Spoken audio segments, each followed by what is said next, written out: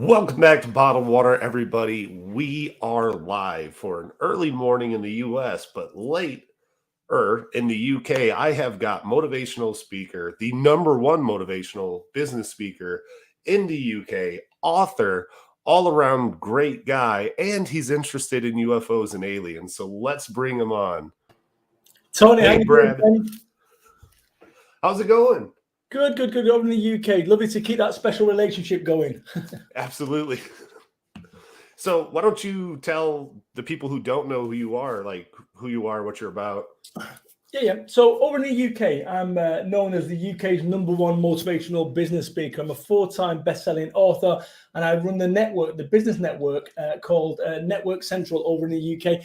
And I've had a mad interest in UFOs since 1981. So Wow. That's how you and I have connected through UFO Twitter. Mm-hmm. And I'm a big UFO nut, and I think my worldview has changed massively. I think also that the UFO scene has changed every single 3 months. I think it's changing beyond recognition. It And does. No wonder the governments don't want anyone to know what's really going on.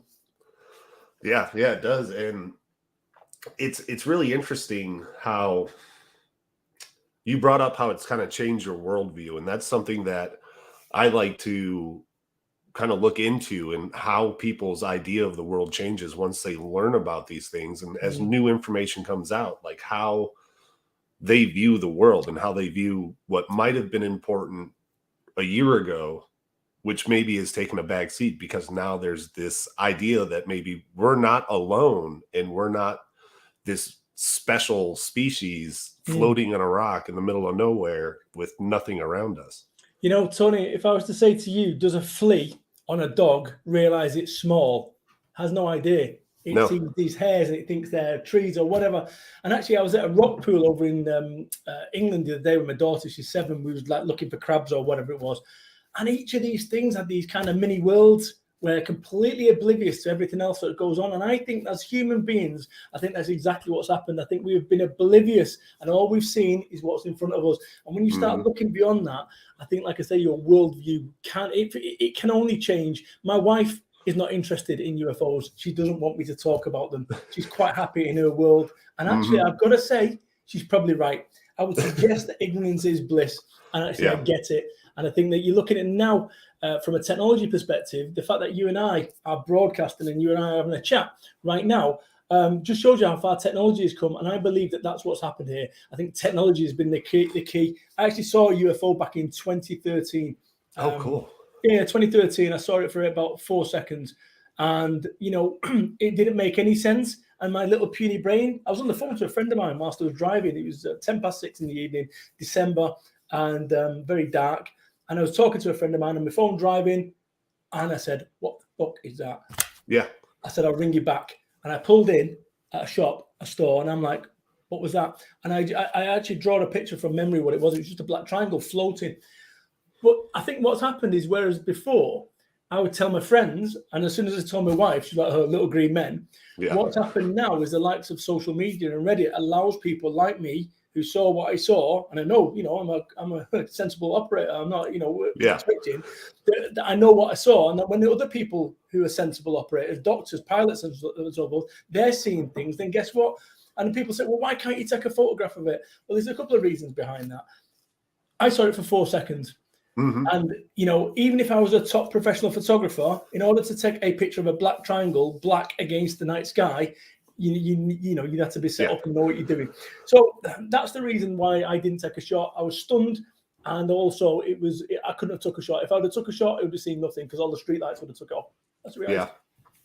Yeah. And that's one of the things about, like, a lot of people complain about the quality of photographs of UFOs and stuff. And I keep trying to remind people, cell phones aren't designed. No. Their cameras aren't designed to take photos like that or video like that. They're all designed for selfies and TikTok and like little streaming stuff and making little videos, not like far away photography. You really have to have a camera built for that. And I have a digital SLR mirrorless camera, and this only has a 55 millimeter zoom. And I can't take pictures of stuff far away with this because it's only 55 millimeters. And this is a $600 camera. And you know, the governments have got the footage. You just couldn't have the infrastructure they've got from a military perspective in order to not have photographs and images and so forth supported. Interestingly, the one that I seen yesterday, the YouTube, I dismissed it. Sorry, it was on UFO Twitter. It was like a picture of like a shell thing rotating, and you may infer that there you could see somebody within that, or an alien, thing. And you think, oh, I dismissed that video footage 5 months ago. I dismissed it as CGI, as you would do. Yeah. Bear in mind, if these things actually look like that, they might look like CGI due to the way that they operate. And I think if you used to rerun the world, our universe, if we used to restart our Earth again, you wouldn't be bottled water. Twitter wouldn't exist. I wouldn't. Right. So technology would be completely different, a completely different technology tree, and the way that we look at things. And who knows? I don't know. I think that I'm kind of getting to the bit that this thing is time travel potentially. I really am. And and it's wacky because, for 39 years or whatever, I've been in 41 years. For 37 years, time travel wasn't even a thing. It was the, little green man coming from Zeta Reticuli. And it's just now everything's there. Is it are they living in the oceans, or are they based in the oceans, which is not inconceivable? The same goes for the moon. I look at the moon and I think to myself, it's the only celestial body that doesn't rotate. It doesn't make any sense. And there was something that I picked up, a rumor or whisper or whatever, that said, oh, it's been built over hundreds of thousands of years by, and you think to yourself, all bets are off. Nobody has any idea anymore. And if you're going to dismiss that as a hypothesis, then you've also got to start dismissing that the world was produced in 7 days by a man and with a beard. And just, I don't know. I don't think we know anything. And I think what we do know, I think the governments do know or do recognize that there is something out there. But once again, what is the advantage to telling human race? Like, genuinely, what is it? None. I don't see any. I'm a UFO fan. Yeah, I mean, if we went back in time, say 200 years, we don't even have to go that far. If we went back in time 200 years and I pulled out one of these and started flipping through the stuff on it, I would be a wizard, or correct, probably burned or thrown in a prison cell and never seen again. That's right. So you think about technology from a technology perspective. You're talking 200 years. You try 10,000 years or 100,000 years or a million years. You look at going back. Let's go back 50 years to my life, right? Let's go back 25 years. And then you start putting these and times them by hundreds. And this is the thing, I think, when we dismiss these things as ridiculous or as made up, I'm just not seeing it anymore when you've got so many sensible people. And I don't know what, it's not, I don't think there's going to be any I told you so. When we start hearing about Lou says it's somber news, I think it probably is somber news. I think it probably is, and it's funny. I genuinely rather not know. Rather not know. And yeah, I've been chasing this thing down for years, for decades, and actually I'm at that point where I'm thinking, I'm not sure it's a good result. Yeah, and you also got to keep in mind that when we've entered this whole new era of discovery with this, and it used to be even 15 years ago, if you were talking about this, that's the guy who talks about UFOs, and then go back to the 90s and then look at how long it was a stigma and how long that anybody who was interested in UFOs was portrayed as this basement dweller who didn't have a job, who couldn't keep their life together, and was just this huge conspiracy nut. And now you have people like, you have U.S. senators talking about it. You have scientists like Avi Loeb and Eric Weinstein, and it's like this thing now. It's real. It's here. I think, Tony, I think the turning point is going to be once that high definition photograph is plastered on the front page of every single newspaper. And I don't think that's too far away. I've actually got £100 bet, a $200 bet with somebody. I think it's September this year that there will be definitive life. Yeah, honestly, a friend of mine, he's been dismissing this. He thinks that it's potential time travelers. He thinks it's potential time travelers. And actually, once again, I think Russia and China are off now in terms of that kind of thing. I I think that's it. But yeah, it is interesting times. And, you know, some of the theories that not theories, and this is the bit, I don't think anyone's got the full picture.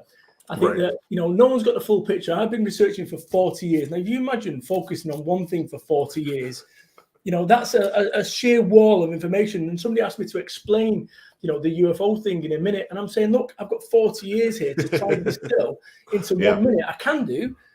But in essence, you know, I'm going to do you a disservice. I'm going to look like a complete nut job because you've not put it into, you're not framed it. It's a bit like getting into a hot bath. You get into a hot bath, you jump straight out, it's too hot. And I think that that's the thing with this is that, you know, I'm looking at this now, and I also, this is the other kind of theory that I've got. I don't think it's one thing. I think you might have several things running at once, and any one of them is alien to us. And that's the other thing about it. If you think about, I talked before about, does a flea on a dog realize it's small? If you say human beings, there's billions of human beings. They've all got different motivations, different focuses, different. So you choose one human being, and that isn't one size fits all. And I think we've gone, oh, aliens, are they good? Are they bad? We've got no idea, right? We've got no idea. But I would go as far as where I'm at now is whether or not we have been seeded onto the earth. And we're a farm or a garden or whatever, and these, whatever they are, could well be AI, and their job is to tend to the flock, whatever the flock is. I mean, we could be like in a terrarium, and we don't even know. Like, well, Tony, I think what's really interesting is I was having a conversation with somebody, and they was like dismissing this, and I said, "Do you know what speed you're doing now?" I said, "What do you mean?" They said, "Right now, do you know what speed you're doing?" They went, "Well, I'm not moving." They said, "You are. You're doing 17,000 miles a second, proven.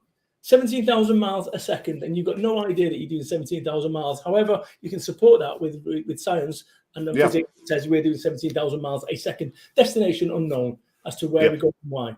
So, and that's just the solar system moving through the galaxy. Correct. You also have Earth rotating, spinning, and moving around the sun. Correct. So it's and just wild. And that's when you go, you know, I'll give you another example, going back to that sort of metaphor as regards a flea. A flea doesn't know it's small. If you go and show a flea a helicopter, it would be like, oh my God, look at that, that's spaceship. He has no comprehension. Same goes for it. So a flea looking at even a what you call it, a little rotor this size would be, oh my God, that's amazing. It's impossible. And I think that's the thing. I think once you start realizing, I mean, interestingly, looking at the consciousness angle of all this, you know, I've got into that consciousness, mindfulness in the last 3 months. Never got into it before. And actually starting now to sell yourself and actually get yourself centered. Is that connected? And it's just like, where does this even begin? We've gone from a little green man from a planet as we understand to go, and guess what? It might be time travelers. It might be interdimensional. They might be living in the or based in the oceans. This sounds absolutely crackers. And I recognize that. And this is why this subject is such a crazy subject to even try grab the tail of for someone who is not into. And that's what that is going to be the problem. Because actually, you do not want the media getting hold of this and having a half run at it, because it's going to create absolute global upheaval. Fact. Yeah. I mean, if you look at over the years, the space agencies have slowly been dropping these little nuggets like, oh, we might have found bacteria on Mars, and people are like, oh, that's boring. Who cares if there's bacteria on Mars?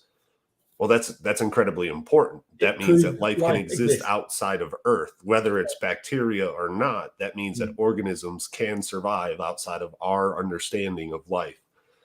Which opens the possibilities for more complex organisms, like a mission to Europa to investigate put a underwater drone onto Europa. I think would be a fascinating mission.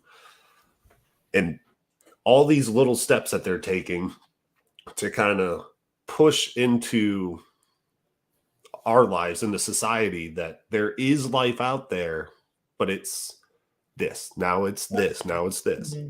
I think the whole thing is a house of cards, and I do believe it's going to come. I don't believe they can hold it back for so long. I just don't. Someone's going to leak at some point. Someone's going to leak something. I'll tell you, one of the most compelling bits of footage I saw was the flyby in the, have you seen Flyby? Yeah. So it's the disc that's flying alongside a wing, and it looks well. Definitively, there has been some sound put on it, overlaid in it, and seemingly it's almost been filmed through a plastic plate. These kind of things, and they've been on the internet for like 11 years, dormant. Nobody knew about them. 11 years. So somebody's playing a long game on this stuff. Yeah. And I actually think that this is probably your disclosure, because what's happening, it's allowing dining table discussions, which are then dismissed because it's CGI, or it looks, well, why would anyone do that? And if you understand the game, you understand exactly why somebody would do that, because we'll go back to the hot bath metaphor. You get into a hot bath, it's too hot, you're jumping straight back out. And I think that that's what they're doing. I think they're prepping sensible operators like yourself and me and the rest of the world who are actually on this fringe, who are actually going, guess what? I don't know. If you think about any kind of era in humanity, whether it was the Bronze era, the Iron era, the digital era, the industrial era, right now we may well be going into the alien era or whatever it be, where actually everything changes. And I'm not sure if it's for the better. And I mean that sincerely. I think about the technology, and one of the, if you think about the Cold War, somebody gets hold of this, that can actually just zap around 40,000 miles a second or whatever it is. That's over. Any you can go and put a nuclear weapon on top of it and it's done, and interceptions, and it's all over. And I think that may well be going on at a level as well, to try who can capture these things or get these things. Yeah, well, the thing with that is, I think that the only thing on our side, as far as the world not going into mass chaos with one superpower having an unlimited amount of power, it's kind of like if I took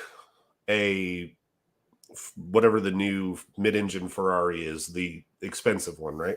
Yeah. If I took that and gave it to Daimler back in 1890 when he was building the first Mercedes car and said, build this, who'd have no idea how to replicate that technology.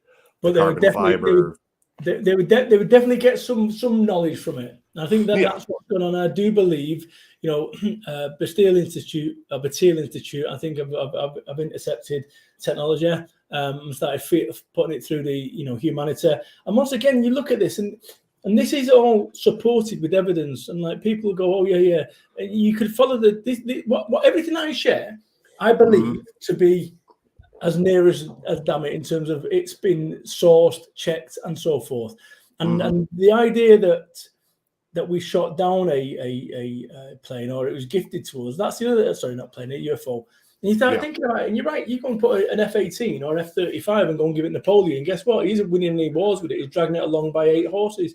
Yeah. So I get it. And but I think we're getting to that point now where you can't deny it. And if what Lou's saying, and I rate the guy big time, I think if what Lou's saying, which is that the technology is available off the shelf to see these things, I think it might be that if you go and put it on a night sky, that these things are blipping around there day in, day out, and you can't move for seeing these things. And I think that is going to be the fundamental shift in everyone's mindset when you go, oh shit, there's hundreds of these things that just exist in the same way that biology or whatever bugs exist within us. We don't see them, but they're always there.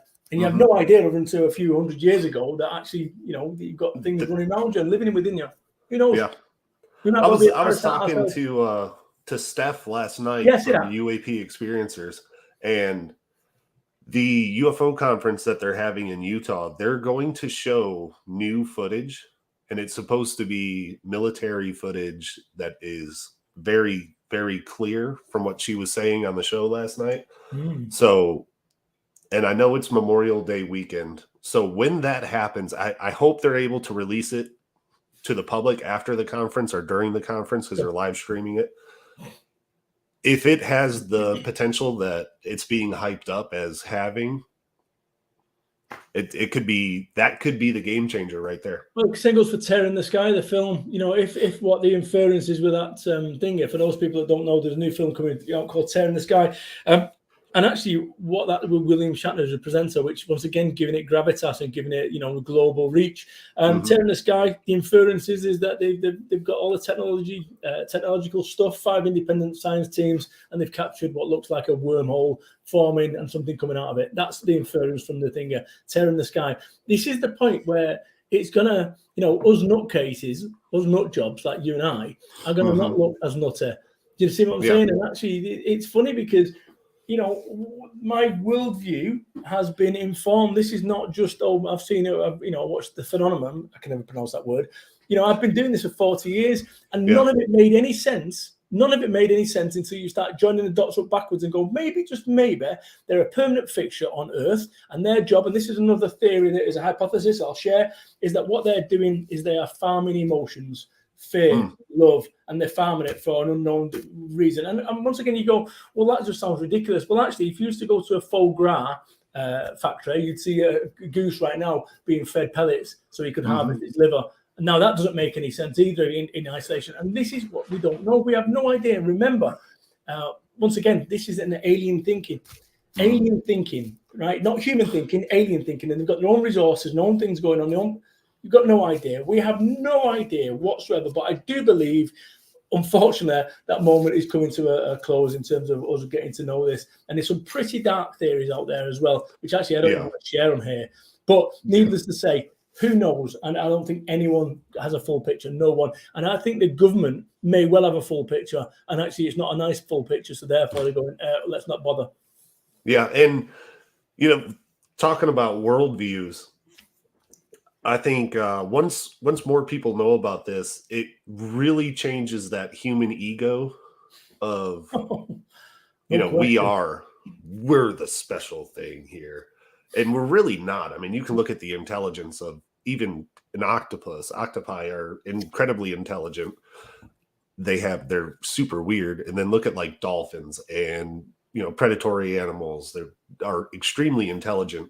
And even non-predatory animals that show emotion, that show, regret, remorse. They have all these feelings, and we're starting to acknowledge it. But you throw in, hey, there's aliens, or hey, we've been on this earth for like 250,000 years. We know that there were big giant lizards running around eating everything 75 million years ago or 65 million years ago. But between that, we've just kind of made up, a lot of things died, a lot of things didn't. But if you look at places like Chernobyl, how quickly did nature start to reclaim everything? And we're talking, 30 years, 35 years since the Chernobyl incident? With my understanding is it would take 1,000 years to have no, if all humans vacated New York, it would take 1,000 years for there to be no record of it, on the dust to be over it. And this is what people don't understand. Our recorded history is about 3,000 years, 3,000, right? Yeah. We have no idea what's gone before that. All we have is what's in the good book, the Bible, blah, blah, blah, blah. I'm not religious in any way or form. But that's, we have very little in the way of what happened prior to those 3,000 years. Could it have been that actually there was a war many, many years ago between, nobody knows. Yeah. Nobody has any idea. Nobody has any idea. And this is what I'm saying, is that our worldview, right? The reason that's the case is because I say, hey, guess what? Exist. Come down once a year and we get a cooking and noodles. Now, it's crazy to think like 98% of our history as a species doesn't exist. Doesn't exist. We have no record of it. We have bones. We have really weird archaeological sites that are 6,000, 8,000 years old. And we're like, hold on. We weren't supposed to be building stuff like this 8,000 years ago, because we were supposed to be running around in the desert with sticks, stabbing each other and being extremely tribal. So why are there like Gotepe? I'm going to fuck it's in them. But so when you look at this whole thing here, there's no recorded history. We have no idea what's gone before. And this is the thing. It may be that the world has been wiped, literally wiped clean and gone again. It's possible. That's what happens to the world. That maybe, just maybe, it's wiped clean however that is, and it kind of starts again, and there's more pockets again, and maybe, just maybe, we get to know too much stuff about too much stuff, and it's time to reset again. Well, there's kind of a precedent in that in history. You have Babylon, you have the Persian Empire, you have the Roman Empire, the Genghis Khan and his, like, you have all these empires, and to think, in the Egyptians, to think that it just started once we magically came to this point where we said, we want to all live near each other and build this huge empire, and we're going to make this person our god king. That just was a human thing that just happened. Like, that was a behavior that just happened. Who knows? But once again, then you start getting into the fact that potentially we're getting zapped in terms of our thought processes and stuff. And once again, this sounds like absolute pie in the sky, until, of course, it doesn't sound like pie in the sky. You know, right now, as a nation, sorry, as humanity, some of the stuff that we get up to in order to stay opinions and so forth, if we could press a button and magically turn, people into, so they follow the rules, they would do. Now, yeah, and this is the bit that, like I say, I'm not dismissing anything. There's a lot of fringe stuff which sounds wacky, but it only sounds wacky if you don't join the dots up. When you start joining the dots up, it's either is outlandish as it sounds, or maybe, just maybe, it is correct and legit and real. Like I say, all bets are off. I've got no idea, but I know what I saw. And over the last 40 years, I've spoken to people about UFOs, and I must have picked up 10 independent stories over the last 10 years from people that I believe and trust implicitly. My dad, back in 1978, he was driving in the morning. He said he saw a black triangle. He said it just made no sound whatsoever. He said he got out. He said he could have thrown it. This is a weird thing. He said he got out of his car and he said he could have thrown a potato at it. Right now, just this is what's interesting about this. I could have thrown a potato at it. On Reddit, a couple of years back, somebody said they came across a black triangle. I could have thrown a potato at it. That's what this person wrote on Reddit, and my head went boom. Like, I have no idea. What's it like? Everyone would say a stone. You'd say a stone, you wouldn't say a potato. But my dad and the guy on Reddit, 30 years apart, said potato. I've got no idea. Maybe there's something in that. I've got no idea. Wow. Yeah, and we're talking about experiencers, and especially close range experiences, because we're learning now that there are potential health risks, and people are developing skin cancers or radiation burns and stuff like that just from close proximity, especially in the military and government contractors. Really makes me wonder, when they talk about that, how close are they getting, and how are they getting that close? Yeah, well, who knows? Once again, no one has all the answers on this one, and this is a complete speculation. I remember when I heard about the Havana syndrome on Radio 4 over in Manchester, over in England, which is our biggest news channel. I remember thinking, that's not right. That's not right. And I don't know if you've ever seen the newsreaders that just go, have you seen that? That's an interesting one. Newsreaders that kind of get zapped. They're talking normally, and all of a sudden they talk in broken biscuits and so forth. Weird. Like, what is going on there? Who knows if this is all connected? And this is the bit, is that, go back down to my wife. She doesn't want to know anything about anything. All she wants to be is the flea on the dog with the, and I get it, because this is, I think I said before off camera, is that, I was tuned into Reddit. I was just cramming, almost like my job as a professional researcher. Any downtime on researching about UFOs, I had to delete it because it was just compounding everything, trying to process. It's like having a computer with too many windows open. It was just trying to process too many things that were unprocessable. So I've kind of, since I started getting more mindful in the last 3 months, I've actually taken myself off Reddit on purpose. And my focus, on occasion, I go probably into UFO Twitter twice a day, see if there's any big revelations. But you've got to keep this, and it goes back onto the original thing that I said about Havana. You've got to keep looking after your brain, because whatever's going on there, you're going to need that. Oh, yeah. And I think a lot of people don't want to think about this subject because the implications of the subject by itself. And I think a lot about the societal impacts, because you see, even on UFO Twitter, and Twitter in general, but you see people who become very attached to one aspect of it.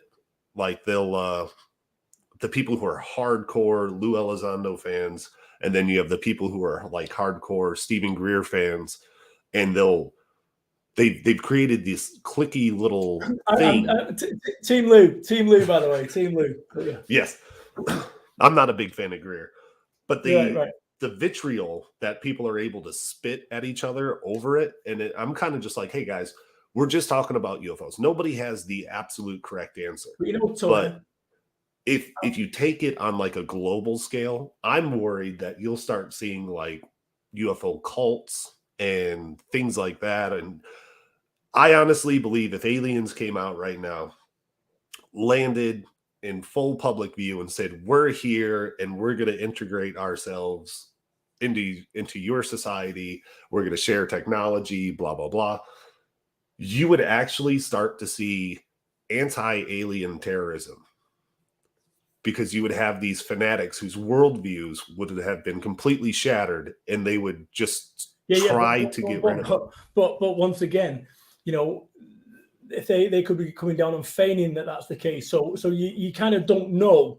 And this is the thing with it, right? Anyone tips up to us and arrives, we've got no idea what message they deliver. They can deliver with, and this is so nobody knows. And this is the bit: is it doesn't end well. Whether they come with a benign positive intent, or they say they come with a benign positive intent, it doesn't end well.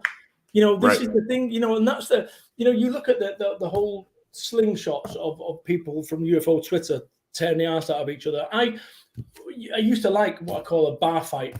You know, not a physical one, but everyone loves a bar fight. It's great fun as long as you're not involved in it. Watching a bar fight, like it's a free cabaret, free entertainment. And I think that's what people, and especially social media inflames. And I don't get involved in them. God, you got me 10 years ago. I was the king of Twitter. I love doing it. I love getting involved in fights. It was great fun. But actually, I look at it once again, is that actually your mental health is so important. And I think after the last couple of years that everyone's copped for, whether it's COVID, whether it was all the other things that are associated in the last couple of years, like seriously, you cannot afford to be spending your time and energy fighting a battle that you can't win. No one in the history of social media has ever gone, well, fuck me. You was absolutely correct. I was wrong. Never happened. Never happened. You can put all the data in front of somebody and they'll just go, my opinion means more than whatever the fuck you're saying. You know, I rate Mick West. I always thought that guy is a sensible operator. Less so now with Mick. I think he's what do I think? I think Mick is almost, I think he's enjoying the sport, really. I can't take that away from him, because I get it. He's kind of like, you know what? I'm coming up from a point of view where nobody can actually argue with. I mean, I do think he's way off on this. I do think he's way off. And I think there's a bigger picture. If aliens, UFOs, time travelers, whatever, are acknowledged to be legit, I don't think we're going to be going, see, Mick West, that's not going to be our biggest issue then. Because like I say, your worldview absolutely changes. What do you say to your children? What did it, how is it, like, this is what I'm saying. It's like, I have been clamoring for disclosure, and I look at it and I think, fuck disclosure. You know, honestly, as much as I really want to be seeing that 23-minute Senate video, I just know that I'm going to go, well, this is everything that you thought you knew is changed and done. And I don't think that anyone is really prepared for what that's, you know, let's just work on the hypothesis that time travelers or whatever, or UFOs there, and that scenario that you say, how does your life change? And anyone that says their life doesn't change doesn't have a proper handle on the reality of this. From a military perspective, we're in trouble, because whoever controls them controls the world. And that's another theory, there's a hypothesis that actually they're in cahoots with to try and get somebody to control. Yeah. No, you're absolutely right. Whoever makes official first contact and is like the world representative with whatever this is, and there's dialogue back and forth, they instantly become the most powerful nation in the world. I'm not sure, but once again, we're thinking from a human perspective. Yeah. We're thinking from a human perspective that actually they're going to send their delegate down and so forth. But maybe, this is the thing, maybe, just maybe, there's more than one situation. There's 2, 3, 4, 5, 10. Maybe, you know, 37 or whatever the figure that people say it is. Because there's some stuff out there that you like, this stuff that happened at Skinwalker Ranch with a werewolf and all that. And you think, what a load of shit. You think, what a load of shit, until of course we go hang about. So that's a load of shit. But spaceships doing 40,000 feet to thingy within 1 second, that's not that. So yeah. And Tom DeLonge says that there's some of this seems seeped in mythology, and he says because it is, and you're like, what is going on? And maybe we dismissed that whole the Greeks there, and maybe that was their interpretation of what they were seeing or what they was hearing. In the same way that UFO on UFO Twitter, the shell thing, where at a glance it looks like there's someone in this shell thing that is morphing. And like I say, then somebody else said, hey, look at this. Other footage of something completely different and a different angle. You go, whoa, that looks like a witch on a broomstick. Yeah. You go back 400 years. Oh, look, it's a UFO. It was a witch on a broomstick. That's what they would have thought and how they would have interpreted it. So I don't, dragons, there'd be dragons out there. Yeah, dragons or an angel or a demon or any number of things. But, and I'm glad you brought up Skinwalker Ranch and the phenomenon there, because it is such a weird and isolated place that these things keep happening at. Did you see the Eye Alive incident? Go on. Oh yeah. There was a reporter there. They not filmed it. They just did a thingy, didn't they? They did a CGI. No. So this reporter was there. Brandon brought her over there, and they were doing a tour, and the control room kept giving an alarm saying that there was somebody in the control room. Mm-hmm. So the security guard is looking at the camera and there's nothing there, but it keeps giving a motion alarm inside of it. And he basically just tells it, look, what do you want? Through the audio in the control room.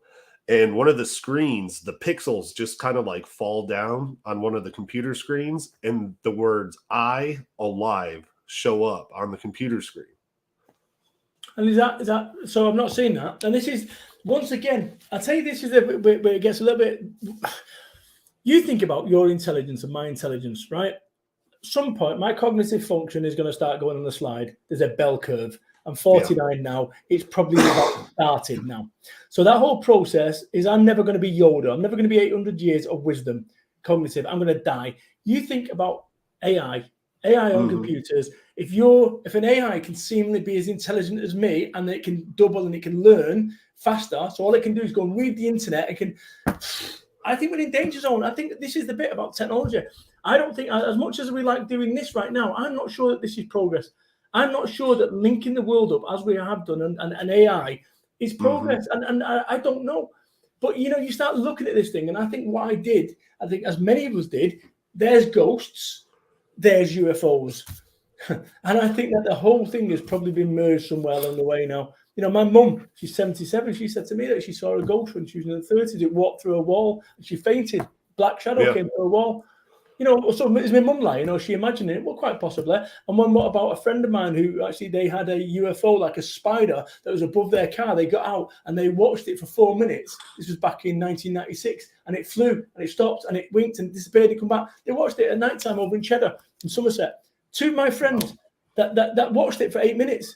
Yeah. And they said, look, this was scary. It followed us. And so are these guys imagining it? I can give you somebody who went over the Alps, that was coming back over the Alps, and then over the sunroof, they said they seen this big triangle that had a dome underneath it, flew right over, and the people behind it, everyone seen it in the car. It went coasted over it. So these are people I've met over the years, and there's also someone that I know who is a British RAF pilot. They'd never seen anything. However, one of them, I'm not giving the name, but one of the admirals, the top person, told them, definitively, back in 1977, 79, we pursued a black triangle over the Atlantic Ocean. So these are stories that I picked up from people, and everything that I'm sharing with you right now, I consider to be sensible. What was interesting is on Instagram, if you go on to Somerset UFO, hashtag Somerset UFO, I went over the place where I saw my UFO the next day. I took a photograph from the car and I'd drawn a picture so I wouldn't forget it. So what you see is a drawing at Somerset UFO. But I put it on Twitter at the time. And there's a lady that I know, she's now 63. She was a 57, I think, 53 at the time, something like that. She goes, oh my gosh, someone I trust. Me and my husband have just been coming past the football at Yeovil, and this thing went over us for about 8 seconds. She said it was a black rectangle that couldn't have fit in the space that it was in. That's what she said.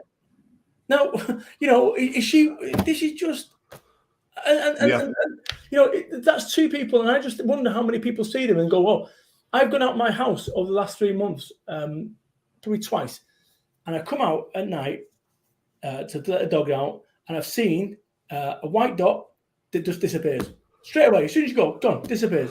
Yeah, I've seen that too out in the country, looking up at the stars, and you see it just kind of. Yes, yeah, that's it. And whenever it was, probably after Christmas, I saw something just go along and it just disappeared. Now, I don't know. I've got no idea, right? I mean, there might be some logical explanation for it, but there might also not be.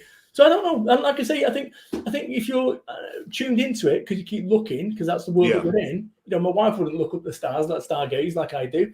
But it's a strange old time. Like I say, and if you look at for the sake of this conversation, a chicken doesn't know what the world is outside of what is presented. Has no idea. It's just chicken being a chicken. And it doesn't care.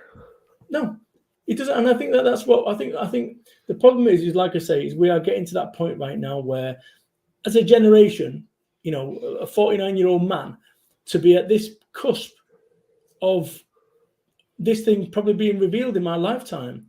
That's massive. That is, I mean, of the X amount of time, any time to be born, it's a strange time. And like I say, I do hope that there's a positive outcome as a result of this. Yeah. It doesn't bode well. I just think there's so many factors that, as you said, the anti-alien, thing, racism, war, in terms of control of these things and control of whatever their motivations and momentum are. And once again, we're thinking like humans, maybe, just maybe, they don't want to talk to us because they don't want, they've got nothing they can get from us that they're not already getting. And I always like the question, why would they be coming here? Why would they visit us? And I go, well, easy. Earth has something in our solar system that no other planet does. Water.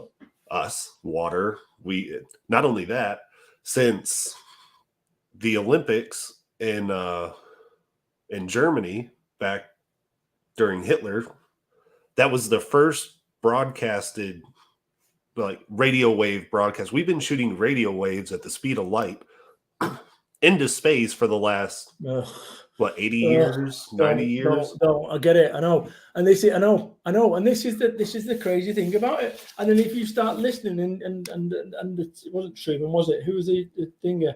Who was the president? John F. Kennedy. Yeah. He wept. He wept for days when he heard the reality of this thing. Don't know. Once again, these rumors, they might just be that. They might just be wonderful little tales. But like I say, you start putting all this stuff together, and the whole thing is pretty intense. That there's got to be a breakthrough from an Freedom of Information Act or some footage. And I think once one goes, the lot goes. And if you think someone like Lou or Tom DeLonge, if they broke with what they know, and I think they've done pretty sensibly, in all fairness, to avoid getting lifted from the services perspective. But I think it's all over, and it only takes one of those people to be critically ill, and they go, you know what, bosh, or something like that. Who knows? But I think it's coming, and I really do. I think, and I don't know what that means, but I don't believe that we can hide like we are doing and restrict ourselves for any longer. Well, in the recent FOIA release of the redacted classified version of the UAP task force report, shapes are completely redacted, like common shapes and uncommon shapes. I saw that and I was just like, seriously? Shapes. That's what's redacted. So that just tells you that if they're redacting shapes, and you can easily just go online and go, what does this stealth drone look like? And you'll get pictures of it. Yeah, but once again, it might validate what they're trying to say doesn't exist. So if their shape looks like, for the sake of this conversation, a witch on a broomstick, then that vindicates the witches on the broomstick have been for years. So I think this is what's, you think about this is crowdsourcing information effectively, because everyone's got a little bit, and actually when we start bringing them together. And I was looking at whether I was going to get into doing podcasts myself from a UFO perspective, because I've got a real interest in this. But you look at when people start, like yourself and me, start bringing pieces together, and you go, actually, it's a bit like jigsaw. You know, you've got pieces, and then you go 2 pieces stick together, then a third piece, then it's a whole lot easier to then start. And I think that's what someone like John Greenwald's doing beautifully in clumping them together. And the whole picture, I say this as a motivational speaker, concentrate on the small picture, and the big picture will paint itself. And I think that that's what we're doing right now. I think we've got little clusters that are grouping together, and eventually they will link up, the dots will be joined, and you go, fuck, that now makes sense. It makes more sense than ever before. Yeah, all we have to do is find those threads that connect everything together, and then we can just create that big picture, like you say. And it'll just, if you was the military, and this is the thing, do you want to be the first American president to go on TV and say, guess what, people, we know aliens are real, or we're being visited by aliens or time travelers, there's nothing we can do about it, we can't defend our airspace? Well, that's fucking great, thank you, Mr. President. You know, no one's going to be thanking them, are they? So bear in mind, the term is 4 years, 8 years. So actually, it's not fucking next. Pass it, kick it down the can, kick the can down the road, let somebody else deal with the problem. And I think that's what's going on. And what's going to happen is there is going to be definitive proof, whether it's video, or photographs, definitive with science and backed up. And I think we're getting to that point now, because I tell you something, equally, if something like Tear in the Sky is legit, and what that's coming in May the 5th, I think it is, if that seems to be legit and it shows an anomaly which isn't human-esque, I think now that all of a sudden that's another one of those big chunks of pieces getting put on the jigsaw. In fact, that's the term that we can use, the UFO jigsaw, which allows us, in fact, maybe that's what we do. We start looking at what pieces are missing and actually how we can link them up. Because I tell you, by knowing what's missing, you'll be able to find, you'll be a better place to find it. But I think that may well start that, and what you said with the lady, Steph, you know, when these things start going, they start clumping, and there's at some point where the USG are going to have to go, oh, actually, if we don't get this out, the narrative is going to be controlled by somebody else. It's time to go. And they will have, you know, having worked in PR, they will have a plan ready to go. If this happens, we're ready to go. There will be a plan that will be dusted off, ready to go. That this is our communication strategy right now. And I think that, you know, to do nothing is the right strategy. The way that they're handling it is absolutely the right strategy. As frustrating as it's been for many, many years for me, I actually got to say they're playing it right. Yeah. And, you know, because that brings up such a interesting thing that I think about a lot is if the president were to say, there's aliens and blah, blah, blah. What happens with like world markets, what they're really interested about? Okay, what does the stock market do? What do people go, okay, so I have $15,000 in credit card debt that I've been paying off. Why? None of this is real. If there's this whole control system that we accept and that we let happen completely falls apart when we're thinking on a galactic scale or an intergalactic scale. So what's interesting is in my time, I've made money. I've made some good money in my time. And over the last few months, I've realized what's important, and it isn't making money. Right? Don't get me wrong. I would sooner have more money than less, be under no illusions there. Yeah. But we've been sold a pup that actually what you need to do is you need to accrue more stuff, more things, bigger homes. For what? For what? If you are content and happy with who you are and what you've got, then actually you don't need to. Then we've ended up getting on this hamster wheel, and we're not really sure why, because society tells us we need to. Don't get me wrong. I love stuff. I have lots of stuff. It's nice. However, I also bought a sports car. 3 months later, it just turned into a car. One morning I woke up and my sports car was just a car. Yeah. And it's like, okay. And actually, at which point I realized I'm done with this game. I'm done with that game. And I'm a whole lot more ethereal the way that I think now in terms of what's important. And I still run a business and I've still got business interest, of course. But it's not the priority that it once was. It's not the number one priority in my life. Right. You know, when I was younger, when I was in my early 20s and probably through my mid 20s, late 20s, I was always like, I got to have the best. I gotta, I bought the new Mustang. I bought, the stuff for it, made it loud, did all this.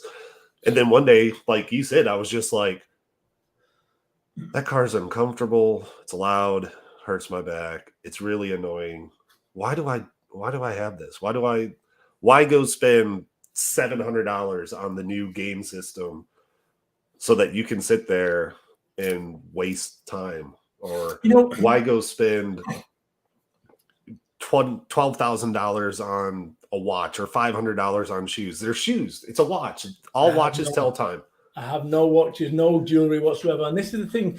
So it's like this, you look at this thing, and I think ultimately what it's about enjoying your life. And I see a lot of people that are discontent with their life, and actually they believe that when they get a 40-inch television, life's going to be good. Then they get a 60, that's 80, then 100. Yeah. And actually you end up with this constant chase, believing that I'm 49. Don't get me wrong. When I was 27, 29, boom, that's how I rolled. However, as I start getting more and more conscious about the world and about the worldview, is I've taken myself off the kind of media hypnosis. I'll tell you another interesting thing that I've done. I've taken myself off the news since Christmas Eve. I've not watched the news in 91 days or 104 days. I've not watched it. Wow. And I'll tell you something, my life's okay. I'm uninformed, but I'm happy. I would rather be uninformed and happy than informed and miserable.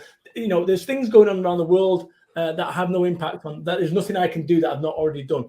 And that's what I would suggest, that maybe I go back down to it, which is the mental health is so important right now. And, let's be quite clear with UFO Twitter, that whole thing is a tinder pot waiting to go off. And when you're already under pressure with your own life, just watch it. That's what I'd say. Just watch yourself, guys, and girls. I'm being dead honest here. From someone who's been down the rabbit warren with this thing, where I actually burnt myself out just trying to think. I've been into Reddit probably the last 3 years. I've come out of it for twice because I realized that it's getting on top. You're just cramming whatever space you've got left in your brain with stuff that is unprocessable, and you've got to watch that. Yeah, and that's the biggest thing with social media is you actually get addicted to it, and you get addicted to the likes and the shares and the comments. Like you'll see a like, a retweet, and you're like, oh, right, yeah, that was a good post. That got 50 likes, or that got 1,000 likes. Oh, I got to do that again. And it's just, it releases that dopamine, that tiny little bit, and then people just chase it and chase it and chase it. Well, once again, this is the other thing as well, is that I've kind of got myself out of that game, because there's never enough likes. You go and get 100 likes, and then somebody will say, oh, I want 1,000. They get 1,000, I want 10,000, 100. It never ends. It's a game that can never end. And you spend all this life, and on my dying breath, you reckon I'm going to go, thank goodness that I spent all that time on UFO Twitter arguing with somebody that doesn't give a shit about my opinion. And the answer is no. And I just think that we've got to be more mindful that this is our lives.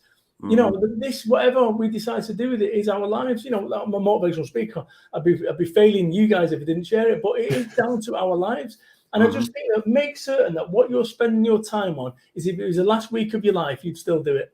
If it was the last week of your life, would you still do it? If the answer is yes, then crack on. If the answer is no, go and do the thing that you would. Yep. Absolutely.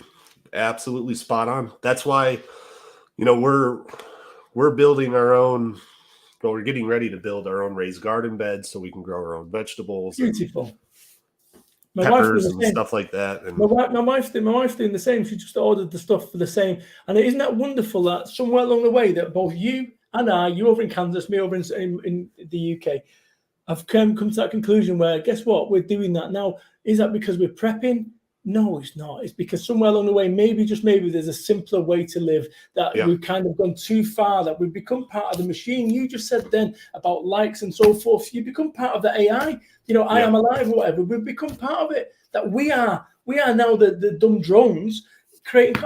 Come on. Honestly, I just think that, as human beings, I think we've kind of lost our own way. You've only got to look at what's going on in the world in the last couple of years. We've lost our way somewhere along the way, whether COVID was man-made or it was whatever. We've lost our way, and maybe this is an opportunity for us to reboot and do things differently. And that's where I'm at as an individual. I've kind of got to a point in my life where I'm going, you know what? It's time to do things differently.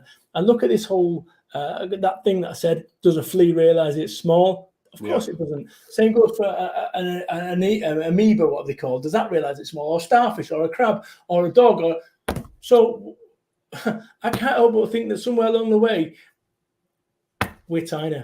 And our version of what we think we are is based, I'm 6 foot. Am I really? On what scale? On a human scale? We don't know, because next to an elephant, a person is just that little thing you can bat away if it wants to. You think about, you go back to World War II, you mentioned before. If I wanted to find out about World War II as an 8-year-old boy, I'd have to go and speak to Grandad, and he'd tell me, and he'd give me the Encyclopedia Britannica, and there's 2 pages on World War II. Nowadays, I type World War II, and I can read and see everything and understand everything about it. Mm-hmm. Once again, I had to switch off Reddit the other day or whatever it was, months ago, because it was too much. But you imagine that it was never too much, and you could learn. AI could just learn. Strange times, and this is what the strange times we're in right now. It is, and I think that's part of the problem is how readily available information is and how connected the world is. I remember maybe 10 years ago, people were talking about, that was around 6 years ago, 7 years ago, when I was doing my my degree. In my business class, the professor was talking about to get ready for the global economy. You got to be ready. The global economy is coming. And I raised my hand and I go, well, it's already here.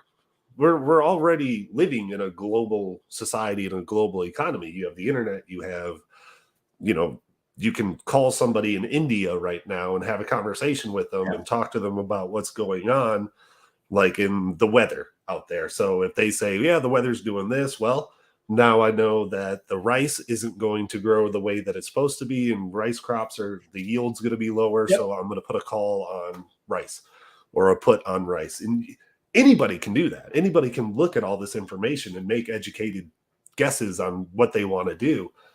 But to pretend like we don't or have not lived in this global society, just inundated with information and technology and screens and everything, is to just ignore the world that we live in. I'm getting to that point now where actually I don't want to live in a global economy. I want to live in a smaller one. And this is where I'm at. If you think about a piece of butter being spread over 5 pieces of bread, it can only go so far. I'd rather put my focus on micro, on my home, my focus and my energy on my home, on my life, not projecting it globally. And this is the thing I think we've all got into this mindset that bigger is better. I actually think it's time to start coming back down. So we're spending a lot of time looking up there. What about looking at what we've got in front of us right now, our families, our friends? And we don't do that. And I think that I'm looking at it and I'm being really honest here, is I think that when I was looking from a UFO perspective and I went really cramming during lockdown, I was trying to find a way through. I was trying to not think about what was going on. And actually, I think there's a lot of that going on. I think a lot of people spend a lot of time up there and they need to spend a lot of time in here, really. Mm-hmm. Yeah, absolutely. You're right. It's, I find that the people who seem to be the most happiest in life are the people who aren't all over the place. Like that, I've found that a lot of farmers and people who do stuff like that, they're happy just farming, simple growing crops, simple life, simple stuff. And they're not worried about, what's going on in the Ukraine. They're not worried about Afghanistan or China or Russia. The thing is, Tony, it doesn't mean we don't care. It means there's nothing you can do about it, because if there was, we would have done it. And I think that this is the bit that we need to recognize, is that, when you look at this whole UFO stuff, and I think I genuinely think we might be onto something with that UFO jigsaw, by the way. I genuinely think that principle about actually finding out what we're missing, I think would be really good for researchers to have and this is what the power of, we'll go back onto this technology, why I believe that we're on the cusp of it breaking through now, is because for the first time ever, people like you and I can communicate and we can share ideas. And I can say to you that in 2013, I saw a black triangle, and you can say, well, a friend of mine saw one, and it's like, okay. So if it's happening over in Somerset in England, and it's happening over in Kansas, and it's happening over, then maybe that's fair to say that maybe it's happening everywhere, and we just don't see them. Who knows? Yeah, that's a good point. And it's great that we can have this conversation, and at the same time, it's scary that we can have a live conversation, and you're in the UK and I'm in Kansas, and there's like no lag. We're real time. Amazing. And once again, I'm a business leader in the UK. I'm not a hashtag UFO Twitter person. I am, but you know what I'm saying. I'm not. Yeah. I'm not. And that I think that this is probably a good example of what's happening when you've got sensible people like me, who's not a radical UFO nut, but actually, can see it from a science perspective. And I've got to say, there's a couple of things here. Ross Coulthard, Need to Know podcast. Wow. Yeah. I mean, and Bruce Abel, that is just so informed, and actually no jazz hands, no over the topness of it. That is, if anyone's interested in this or getting into this game, do check out that. And also I would urge you, if you're more advanced and you're thinking the theories are everything, oh my Lord. Yeah. I mean, that will blow your mind, what Kurt does there. But just these are baselines that my go-tos. So like I say, I've and it saddens me, taking myself off Reddit, it saddens me, my favorite website in the world. And yet somewhere along the way, I can't be trusted to sit there and say, hey, you're going to do 10 minutes. I just can't. So by doing so, and there's a good example for us as human beings there, is things that you can't be in control of, cut out of your life. Do not get involved in them. Yep, absolutely. Well, we've hit that hour mark. I know my viewers know I like to keep this to about an hour without going too long. This is my third episode this weekend. So it's every single day this weekend. But hey, Brad, thank you so much for coming on. This is so fun. If you have some last words, some motivational words to get people hyped up for the week, it is Monday here in the US and it's in the morning. So you got it. What can you tell us? It all starts with you. It all starts with believing that you can do it. The first person you've got to convince of your brilliance is you. Boys and girls, you know what? Am I Brad Burton, the 4-time, the 4 years on benefits, the guy who got shot at when he was 21, delivered pizza at 31, got no qualifications? Or am I Brad Burton, the 4-time best-selling author, the UK's #1 motivational business speaker, the founder of Network Central? You know what? Two sides of the same coin. And the same goes for you. There's a good version of you and there's a not so good version of you. Do yourself a favor. Make sure there's more good version of you going forward. Cheers, people. And thank you so much for doing my first ever UFO interview. So I appreciate that. So we made history today. Thank you. Thank you for coming on. Come on. All right, everybody. That closes up episode 13 of the Bottled Water Podcast. We will see you this weekend. It's Monday. We will see you this weekend with some more podcast stuff. So I'm going to try to close this out without looking weird this time. I've 3 times this week. See if I can get it right.